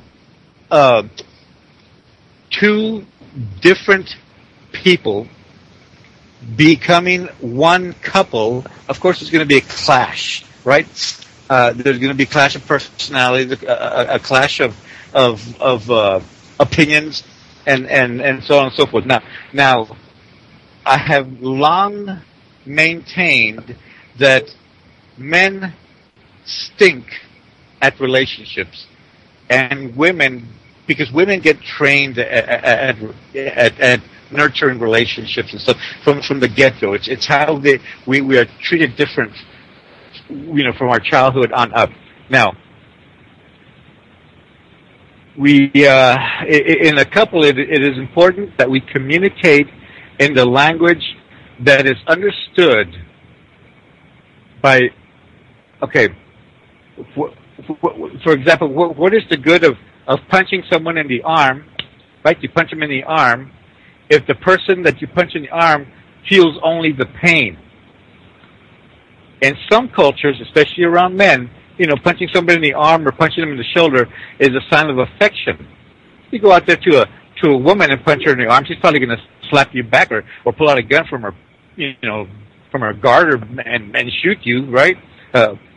Now, so you have to communicate in a language that is understood by the other person, and this may be the toughest for many, especially men, as traditional roles have held that any affection offered by men is acceptable in any relationship, or in a relationship, especially acceptable by women. Because men are traditionally so protective. They have that invisible barrier where you can't really touch them unless you're touching them sexually, right? And so any kind of affection that the man offers to a woman or to someone else, women have to say, okay, yes, he loves me. He does love me. He punched me in the shoulder, right? And that it's got to mean he loves me. So traditionally, we're told that anything a man offers in the form of affection has got to be accepted. However, history and statistics tell another tale, right? Divorce rates, especially amongst women, who, by the way, complain often, are more often than men, the ones that complain that they feel unloved in a relationship, right? Okay, so statistics show that what is happening seems to be less than satisfying. That punch in the shoulder is being read more as violence than it is being read as love. And this is where people, especially men, have to learn to change. I posted on Facebook, say I love you in many different ways. In English it's I love you. In French it's je t'aime. In Espanol it's te amo, right? I think in Italiano it's ti amo. In redneck it's nice tits, right? And I get a lot of laughs out of that one. But imagine if a redneck falls in love with a New York City sophisticate and walks up to her and says nice tits. Well, it's gonna probably end very poorly as far as a romance goes. Okay, the whole nice tits way of saying I love you may make for a good laugh and may even work for celebrated hardcore redneck women, but as a whole and generally speaking, most women want to hear the real words that affirm the real emotion, and they want to hear it often. Or is it often? Who understands this American language? According to the U.S. Bureau of Labor Statistics, and far be it from me to ask anyone to believe the government, at the age of 25, women are more than twice as likely than men to be in a second marriage. And by age 35, compared to men, women are almost twice as likely to already have ended that second marriage. Okay? Most people think that it's the men that are being, the jerks and wanting divorce, but it's the women. Okay?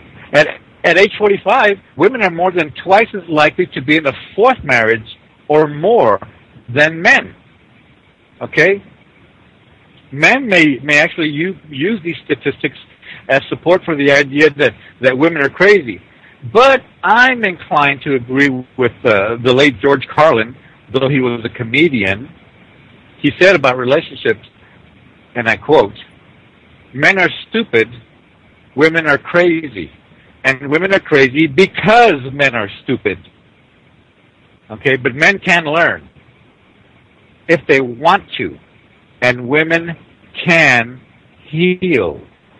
And this is why I am in the business, because men have to do much more for a relationship than what we are doing.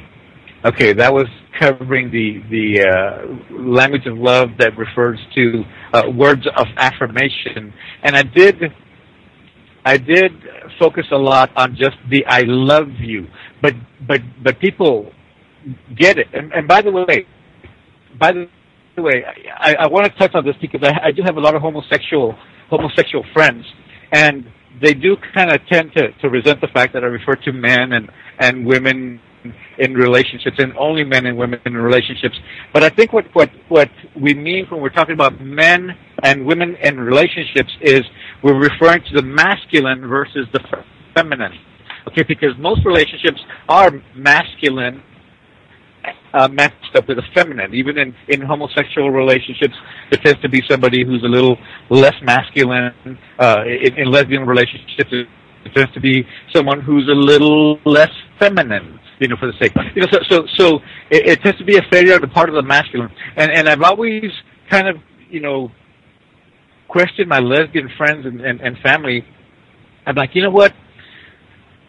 Women fought all this time, struggled all this time for equality, only to be equally as bad as men. What was the point? What was the point of that struggle? If you're gonna be equal, let's try to get the men up to the women's level, at least as far as relationships are concerned. Okay, like I said, I focus a lot on the "I love you" part, but there are other words of affirmation. There's things like just saying, when you walk into the house and the house is clean and your partner cleaned it, saying, "Wow, this house is really clean." Or, "I really like the way you mop the floor," or "Hey, you washed all those dishes all by yourself? Yeah, I was going to help you, but you did a good job." These are little words of affirmation. Now, think about these words of affirmation, and I have one of my techniques in the counseling sessions that I have is to rewind and restate. So when you think you're going to say something nice to somebody, and it comes out of your mouth, and you realize you just stuck your foot in your mouth, agree with your partner to allow you to rewind and restate rethink and restate that statement, because it can really keep you out of the doghouse. Item 2 was quality time, and this includes spending time with your mate, doing things that your mate enjoys. Doing things that your mate enjoys. I'm going to say it one more time. This includes spending time with your mate, doing things that your mate enjoys, right? I'm reminded of the Simpsons episode where Homer Simpson buys himself a bowling ball and engraves his name on it, and goes home and realizes that it's their wedding anniversary, or maybe it was Marge's birthday, who knows? But he goes home, and she's like, well, what did you get me? And he's like, well, I got you this bowling ball. So he gives her the bowling ball, and she takes it. He didn't expect her to take it because it was actually an insult, but she takes it, goes bowling, and ends up having an affair with a bowling instructor. So make the quality time doing things that your mate enjoys. It may take a while.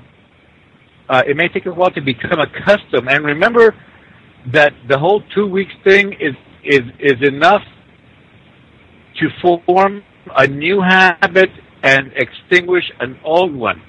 I ask you, is it worth getting rid of the old you in a relationship so that you may stop feeling the animosity that comes with that old you? Is it worth it? Okay, now both sides might benefit from embracing the desires of the other without turning the transition period into a form of revenge. In other words, let's Let's avoid saying, well, you know what, you made me go shopping with you. Now you have to come fishing with me. That's not working in conjunction with what's conducive to maintain a happy couple. That's kind of a revenge sort of thing. It should come naturally if both sides are playing fairly, right? And remember that although that 2 weeks rule really does apply, you really can alter a habit or start a better habit within 2 weeks. It does work. Y'all will, but you can hardly be performing these new tasks every day for 2 weeks. So be patient. After all, you are working on a happy forever together with each other, right? You're working on trying to be a happy couple where you're throwing away all the animosity, throwing away all the pain, all the crying, all the time that you get pissed off. You're throwing all that away.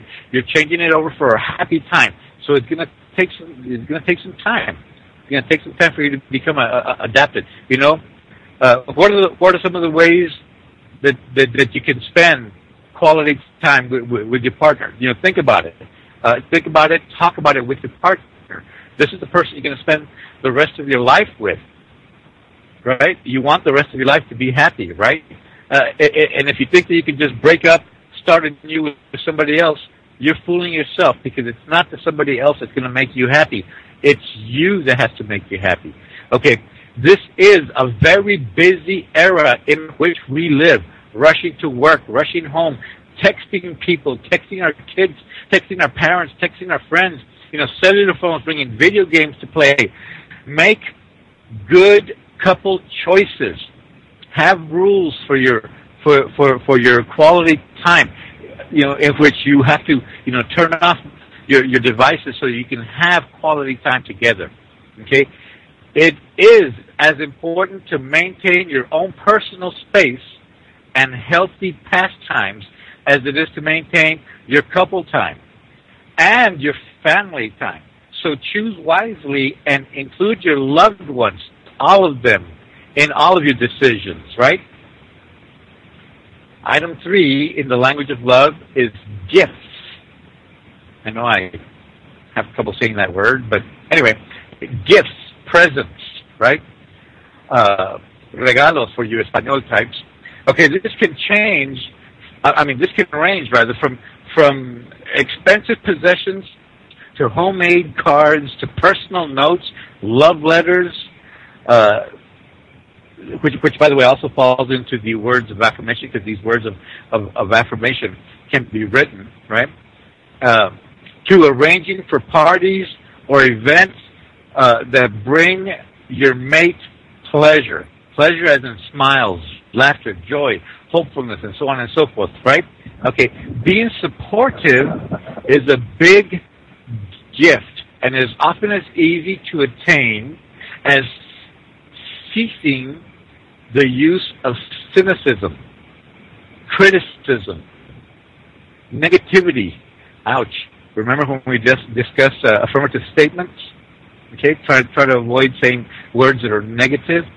Often, gifts are considered material in nature, like our California girl over here, J. Cynthia, right? They're considered material in nature, and it is very important to consider that to most people, yes, even to men, a gift holds more power in any relationship because it represents time that someone took out of their day. Remember, we live in a very busy era. A gift represents time that someone took out of their day to think of us long enough to contemplate what we consider important, pleasant, what we consider desirable. Then they acted on that contemplation to give us something into which they put a lot of thought and consideration, especially if that gift came from someone like my son, Romeo Lee, who has yet to ever run just run out at the last minute to buy a gift. And if he has waited for the last possible moment, you can bet that he is one lucky son of a gun, because gifts from for my son Romelli are always heartwarming, worth keeping, if only for the materialistic reminder of that special emotional connection. And this is what the gift should represent. Okay? A cheap bouquet of flowers from some homeless guy selling them in the corner should have equal value in a relationship as something that was delivered, paid hundreds of dollars for from 1-800-Flowers or whoever. And I'm not recommending that you use either homeless people in the corner or 1-800-Flowers. I'm just trying to compare the two, right? Item 4, acts of service. Okay, this language of love may be the one that gets men into the most trouble. As we discussed last week about, opening doors, pulling out chairs for women and such, remember that we must speak the language of love that speaks to the one to whom we are directing the message, right? So, if your mate enjoys having doors open, chairs pulled back, then by all means continue these acts of service, in addition to other, acts of service as well. I watched a movie once, I forget the name of the movie, but a woman was describing a man and said that he would walk into the kitchen for a glass of water and return with 2 glasses of water, and he would explain that he thought if he was thirsty, she may be thirsty as well. That is an excellent act of service in the language of love. And if your mate asks you, when you come back from the kitchen with 1 glass of water in your hand, and your mate asks you, what? Did you forget that maybe I may be thirsty too? Your response will behoove you to be a pleasant and sincere, "Oh, I'm so sorry. How inconsiderate of me. Please, may I get you a glass now?" And remember that apologies are erased when an explanation sets in. Apologize and correct the behavior. That's it. Acts of love, the language of love in acts of service are endless. There's many things you can do. Bringing in groceries, putting up groceries, cleaning the refrigerator, washing dishes, washing your own dish so that they don't accumulate. These are all acts. Picking up your clothes, washing your own clothes. These are acts that guys can do, or the masculine can do, where the feminine is expected to do. When your partner's asleep, being quiet is probably the most considerate act of service. Item 5, and the last one that we're going to discuss tonight, is physical touch. And this is the one that everyone has been waiting for, right? Because it has to do with sex, right? Because physical touch must mean sex. And it does. And more importantly, it means to those language of love gestures that are 100 times more important than sex. Those little gestures, like when you're riding in the car and you hold hands, or you're walking and you hold hands, or you just touch each other's face, or your hair, or you rub your mate's shoulders, or his or her feet, and hugging. Oh, lots of hugging. Hugging is one of the best physical touch languages of love there are out there, because hugs heal from the inside out, right? I heard somewhere that we all need at least 4 hugs daily, though I think that's probably too few. Is there such a thing as hugging too much? Okay, simple caressing when you pass each other in the hallway, or someone's walking into the restroom hall, the other one's walking out, and you touch each other, or you steal a kiss, or you lovingly sniff at your partner and let them know that you enjoy their aroma. Making eye contact. Remember that topic? when I discussed about how men try to avoid eye contact and women like to make eye contact?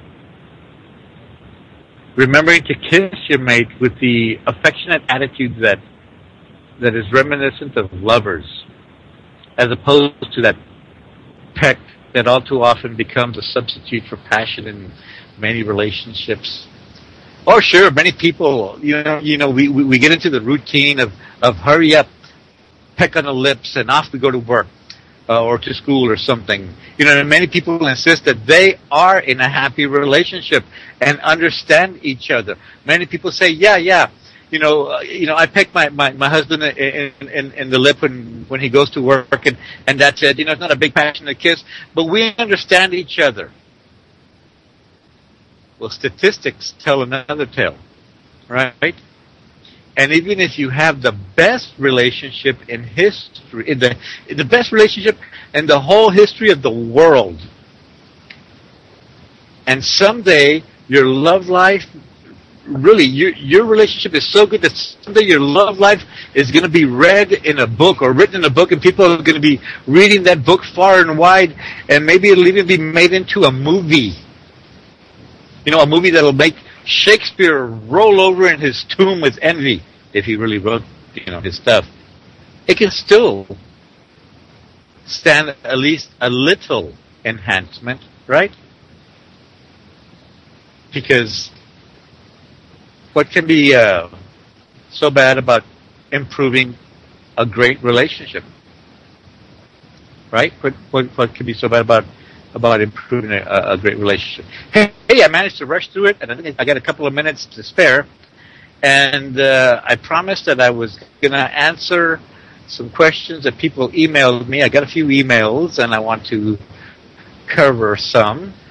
But, I'm having this computer issue, and I wonder if I'll even be able to get to this email. Okay. Let me see. Here's a question. We've had arguments because we thought we were disagreeing, but when we stopped being stubborn ass blanks, we were agreeing and no fight was necessary. Okay. I guess the question is, how do you know when you're really disagreeing? Far be it from me to say that that's a lame question. I'm going to look for a better question. I'll address that question if I have time tonight. And of course, who knows? Okay? Okay. How can or in what ways can couples learn to argue in a healthy, non-attacking way? How to deal with crazy in-laws. Okay, that's a different question. Okay, there was a book out in the late 60s, early 70s, Fair Fighting, whereas couples would actually establish rules that had to do with what they were allowed or disallowed to discuss in an argument. Now, this really boils down to my communication portion of the speaking, where you say what you want, be specific, stay on topic, and avoid those rhetorical questions that are funny when you watch them in situation comedies on television, but are hell when you experience them in real life situations. That is the way to fair fighting. You say what you want, be specific, stay on topic, and avoid those rhetorical questions. Thanks, Jose. We're up against the end. Before we go any further, I want to remind you that I am Jose. Yep. I have been Jose, and I managed to get it through. I even answered. Perfect. Hey, thanks, John. I'm going to walk us out with Radioactive. Thanks, everybody, for joining in. Stay tuned for Double Cross Radio. Drew's going to interview Fritz Springmeier, author of Bloodlines of the Illuminati. They will discuss the Illuminati master plan for world domination via depopulation. They'll also discuss the recent rash of bankster deaths and the Illuminati head who might be behind them as well. Bombshell news. You guys stay tuned in. Thanks, y'all. Peace out.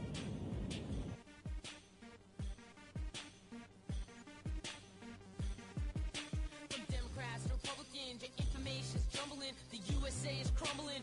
Y'all sit back, dumb as shit. The mass inflation, the home invasions, the CPS is coming to snatch your babies. These confiscations, the conversations, they're operating within the zones we trade in.